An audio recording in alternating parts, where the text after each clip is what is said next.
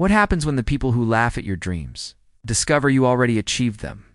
The afternoon sun beat down on a quiet suburban street. A small crowd had gathered near the corner, where two police officers were questioning a young black teenager. Jaden Carter, only 17, stood tall despite the smirks aimed at him. His backpack was slung over one shoulder, filled not with games or snacks, but with blueprints and prototypes for his next invention. One officer, broad-shouldered and cocky, tapped his notepad. "So, kid, what's this about? You telling people you're some kind of CEO?" His tone dripped with disbelief. Jaden's jaw tightened, but his voice remained calm. "I'm not telling stories. I'm building a tech company that's going to change lives." The second officer snorted, exchanging a glance with his partner. "Right. And I'm the President of the United States." Laughter erupted from a few onlookers. Someone in the crowd shouted, "He's just a kid," probably lying to look smart. Phones came out, recording the exchange. Officers played to the cameras, shaking their heads like Jaden's words were a comedy act. "Tell me, genius," the first officer mocked. "What kind of billionaire CEO takes the bus to school?" Jaden clenched his fists but didn't back down. Kind who invests in his dreams instead of wasting money on appearances. The crowd laughed harder. The officers smirked wider. Every word out of Jaden's mouth became fuel for their mockery. But behind his sharp eyes was a fire that no laughter could put out.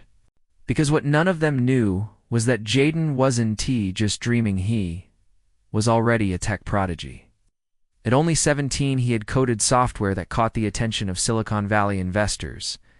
His company, though still new, had already secured millions in contracts. And in just a few hours, the truth was about to crash down on everyone who doubted him. They mocked him in public. But then the truth arrived in black and white. The crowd's laughter grew louder as Jaden stood surrounded by officers and onlookers. His backpack was yanked from his shoulder by one of the cops, who unzipped it roughly.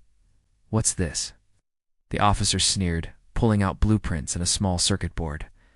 "Looks like toys to me." He held it up for the crowd to see, drawing chuckles from strangers. Jaden's eyes narrowed. "Those toys are prototypes for a medical device that can save lives. But I don't expect you to understand." The officer smirked. "Kid, you're not saving lives. You're wasting time. Be realistic, black teens. Don't become CEOs. They get jobs flipping burgers." The words cut through the crowd, some nodding, others shaking their heads. A few even muttered he should know his place.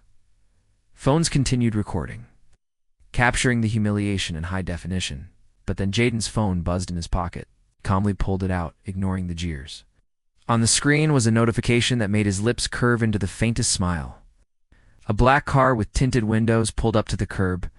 The door opened, and out stepped two sharply dressed men in suits, followed by a woman carrying a leather briefcase. The crowd's laughter died instantly. "Mr. Carter," the woman said with a respectful nod, "your presentation at the City Hall has been moved up. The investors are ready. Also, the press is waiting." The officers froze. "Mr. Carter?" stammered, his earlier confidence cracking. The suited man glanced at the officers, unimpressed. "Yes, Jaden Carter, CEO of Carter Tech Industries. You may have read about his software that's now being adopted by hospitals nationwide." Gasps erupted from the crowd. Someone pulled out their phone and frantically searched his name. Within seconds, Jaden's face appeared on Google articles, headlines flashing. "Teen CEO disrupts healthcare with groundbreaking tech." The officer holding Jaden's blueprints nearly dropped them. "Teeth, this can't be," he muttered. Jaden calmly took the papers back, his eyes locked on the men who mocked him. "You laughed at me for dreaming. But dreams built this company. Dreams are saving lives. And the only joke here is your ignorance." The crowd's energy shifted instantly from ridicule to awe, from laughter to silence. Even those who had laughed hardest now looked ashamed. But Jaden wasn't finished. He zipped his backpack and slung it over his shoulder again. His voice grew sharper, stronger. "Mock me all you want. Da-da-da. But tonight the entire world will see the truth. And when it does, you'll regret every word you said." They laughed at his dreams. But now the world was laughing at them. The crowd that once mocked Jaden now stood in stunned silence as the suited investors ushered him toward the waiting car. But Jaden wasn't in a hurry. Turned back, facing the officers who had ridiculed him just minutes ago. "See?" Jaden said firmly. People like you think success comes with a certain look, expensive suits, flashy cars, big titles. But real success doesn't start there. It starts here. He tapped his head, then his chest, vision and heart. Phones captured every word, live streams exploding online, comments poured in. That's the kid genius CEO. Those cops are done for. Respect this young king. The officers shifted uncomfortably as the investors handed Jaden a sleek folder. Inside were contracts worth millions. The papers were stamped, official, undeniable proof that the kid they mocked controlled a company changing the future of medicine. One of the officers stammered, Look, we didn't mean." Jaden cut him off. "You didn't mean to believe in me. Didn't mean to treat me with respect. You didn't mean to see past the color of my skin. That's the problem."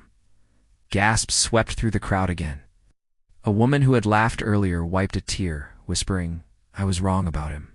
The investors nodded toward the cameras. "Jaden, the press is waiting," one said. "This moment, the world needs to see it." Jaden walked toward the black car, but before stepping inside, he turned one last time. To anyone watching this, he declared, his voice steady and powerful, dream big, no matter who mocks you. Because one day, those same people will be forced to clap for you. The crowd erupted in applause. The officers lowered their heads, humiliated under the gaze of hundreds of eyes and millions more online. Their laughter had turned into their own downfall. As the car door closed behind him, Jaden Carter wasn't just a teen genius anymore. He was a symbol.